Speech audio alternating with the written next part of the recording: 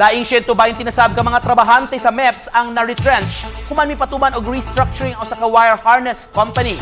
Peso Lapu-Lapu City padayong mihimo og mga pamaagi aron matabangan ang mga trabahanteng nawad-an og trabaho. Ani ang report.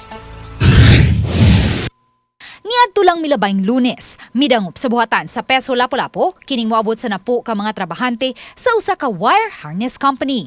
Kabahin sila sa 120 ka mga trabahante sa naasoyng kompanya nga na-retrench nunod sa gipatumang restructuring. Nakig-alayon-dayon ang Peso Lapu-Lapu sa kompanya aron makakuha og kopya sa listahan sa mga apektadong mga trabahante apan gikatahong nagdumili ang kompanya nunod sa Data Privacy Act. Subay niini, padadan sa City Legal Office og summon ang naasoyng kompanya sa Mactan Export Processing Zone kon MEPS. So we wanted to help our displaced workers. It may be nga dili ni sila taga Lapu-Lapu, but government has to intervene and help our displaced workers. Hinon, padayon man ang gihimo mga pamaagi sa Peso Lapu-Lapu aron matabangan ang mga trabahanteng nawad-an og trabaho. Sama sa free training nga gitanyag sa usa ka BPO company ni atong milabayng Sabado diin 48 ang ni-qualify sa 88 ka mga nagpa-register. May ipahigayon usab nga mga barangay job fair ang lokal nga kagamhanan.